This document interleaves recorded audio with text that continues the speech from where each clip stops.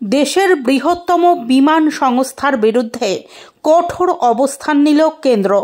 পরিষেবায় ধারাবাহিক বিভ্রাটের জেরে ইন্ডিগোর দৈনিক প্রায় 5% ফ্লাইট কমানোর সিদ্ধান্ত নিয়েছে অসামরিক বিমান পরিবহন মন্ত্রক ও directorate general of civil aviation.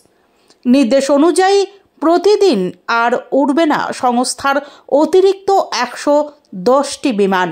ওই সমস্ত স্লট সাময়িকভাবে অন্য বিমান সংস্থাগুলিকে বরাদ্দ করার সিদ্ধান্ত নেওয়া হয়েছে। শীতকালীন রোস্টারেও ব্যাপক কাটছাঁট করা হয়েছে ইন্ডিগোর ক্ষেত্রে। এর ফলে দেশের ভেতরের পাশাপাশি আন্তর্জাতিক রুটেও কমে যাচ্ছে বিমান চলাচলের সংখ্যা।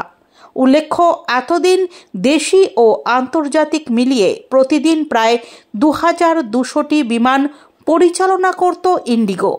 কিন্তু যাত্রী পরিষেবার মান নিয়ে বারংবার অভিযোগ ওঠায় এবার কড়া অবস্থান নিল নিয়ন্ত্রক সংস্থা। এই প্রসঙ্গে কেন্দ্রীয় অসামরিক বিমান পরিবহন প্রতিমন্ত্রী রামমোহন নাইডু স্পষ্ট ভাষায় হুঁশিয়ারি দিয়ে জানিয়েছেন, ইন্ডিগোর বিরুদ্ধে এমন পদক্ষেপ করা হবে যা ভবিষ্যতে দৃষ্টান্ত হয়ে থাকবে।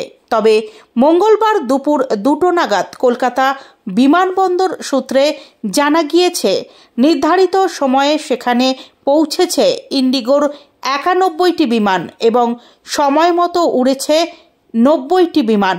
যদিও এখনও একাধিক ফ্লাইট দেরিতে চলেছে বলে জানিয়েছেন বিমানবন্দর কর্তৃপক্ষ।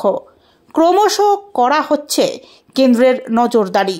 যাত্রী স্বার্থে এবার পরিষেবার মনোন্নয়নই প্রধান লক্ষ্য বলে জানিয়েছে মন্ত্রক। अच्छा लड़का आ रहा है, कहाँ जा रहे हैं मैडम? फ्लाइट आपकी टाइम में है कि लेट है? 1:10 में है। तो ये जो व्हील चेयर है ये आसानी से मिला कि आपको क्या बोलना पड़ा? अच्छा चेन्नई, और इसी में डाल दिया तो रिक्वेस्ट हो गया था, कोई